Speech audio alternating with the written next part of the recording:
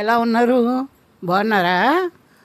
ఆ, ఈ మధ్య ఎప్పుడు అవుట్ సైడ్ ఫుడ్ అయిపోతుందండి తినడానికి.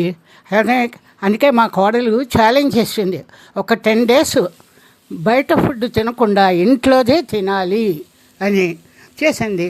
సరే తింటున్నాం. ఇవాళ మన బ్రేక్ఫాస్ట్ ఏంటంటే దోశలు చాలా టేస్టీగా ఉన్నాయండి. చాలా బాగా వేసింది. పిల్లలేమో సాస్తో తింటారు, నేనైతే పచ్చడితోనే తింటా.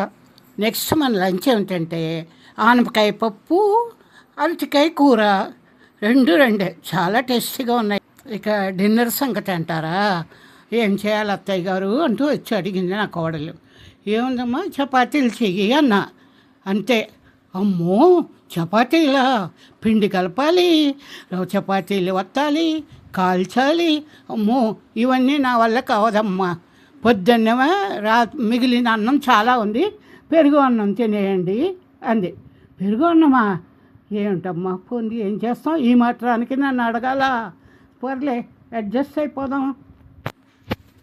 నానమ్మ, ఇవాళతో మన డే 1 ఛాలెంజ్ కంప్లీట్ అయింది. మళ్ళీ రేపటి నుంచి అవుట్ సైడ్ ఫుడ్.